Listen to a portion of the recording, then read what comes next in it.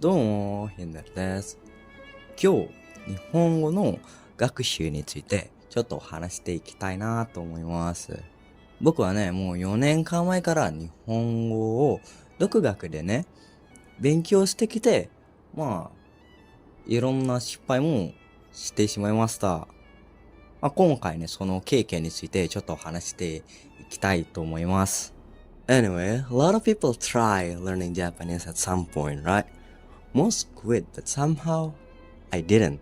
Personally, I've been learning Japanese for 4 years completely on my own. Now, why did I take that long, you might ask?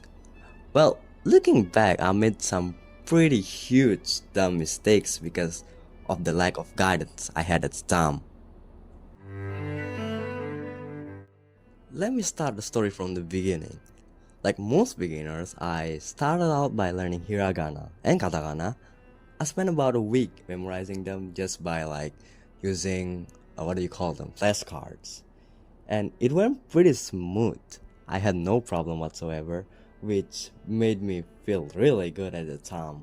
Like I learned a completely different writing system, like two completely different writing systems in just a week. It felt like I could learn the entirety of Japanese in just a year, and that the difficulty of Japanese is being hmm? Over exaggerated. That confidence didn't last long though, because right after the kanas, I decided to go straight to kanji, and this is where I did my biggest mistake.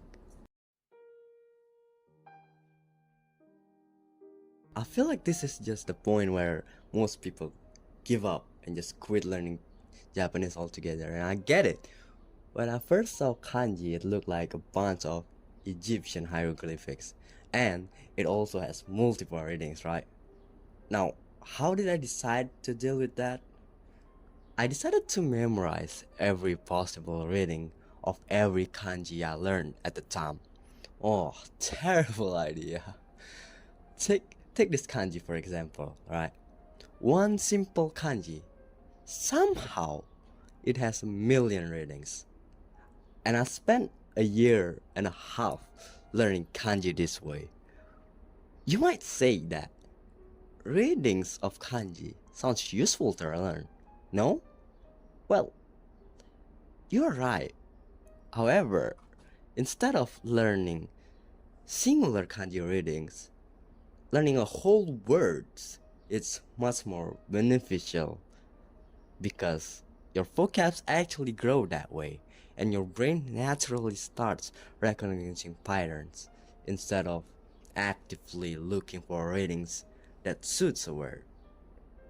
I hope that makes sense. But yeah, after 1.5 years of feeling like I'm barely making progress from just learning kanji through kanji dictionaries, I decided to take a different approach and actually start immersing myself because, well, all of the suggestion I've been getting at the time was telling me to start immersing. At first, I was watching content that is for beginners, of course. Mainly, Yuyu no Nihongo podcasts.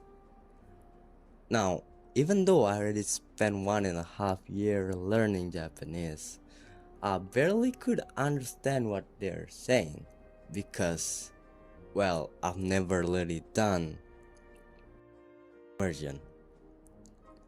And half of the time I would even just lose my focus and just stare at the screen with empty thoughts, nothing processed. But then with each vocab mind and each memorized, my comprehension got a little better. And after spending 6 months of watching those contents, it felt like I'm ready to watch contents that Japanese actually watch. And oh man, reality hits me hard. I feel like I'm back to square one at that point. I couldn't comprehend what they're saying, not a single bit. All of it sound like Hayaguchi, and I will just turn on the subtitle and just read them. And even then, because I mainly watch VTubers, please don't judge me there, and gaming content in general, they would throw around these slangs I've never heard of, which really adds to the difficulty.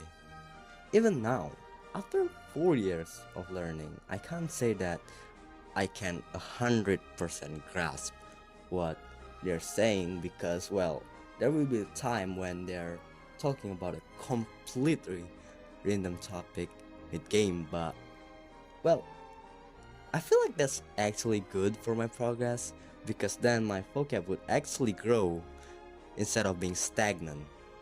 You know what I mean? And maybe, just maybe, one day I will be satisfied with my Japanese skill. School? What was I saying?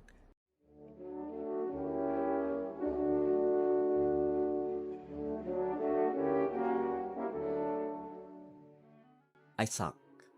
Notice how I didn't mention any form of output up until just now. Now, why didn't I practice my output? Well, I barely touch grass, okay? And because of that, I got komusho, which is, well, really taking a toll on my output capability. I would just stutter all the time if I were to try practicing my output.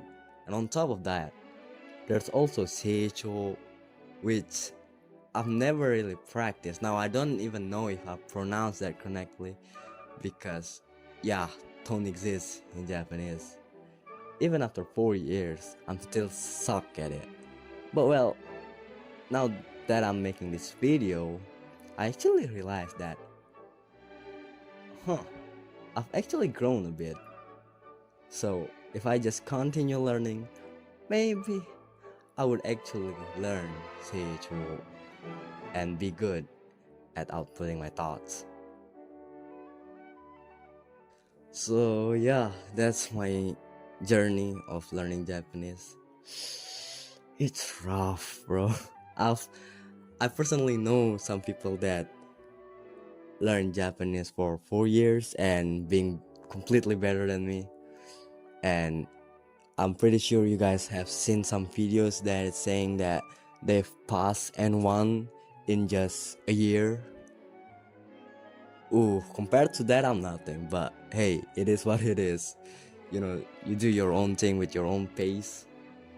And yeah, at least I can now like watch some videos that I want in Japanese, and I could watch some animes without, well, not without subtitle, but with Japanese subtitle. So that's good enough, I guess. ということで、今回の動画は以上です。最後までご視聴いただきありがとうございます。いや、ちょっと、なんか、皆さんの経験をちょっと話したいんじゃなくて、なんか聞きたいなんですけれど、なんか、いや、良ければね、なんかコメント欄になんか書いていただけませんか？はい。また今度皆さん。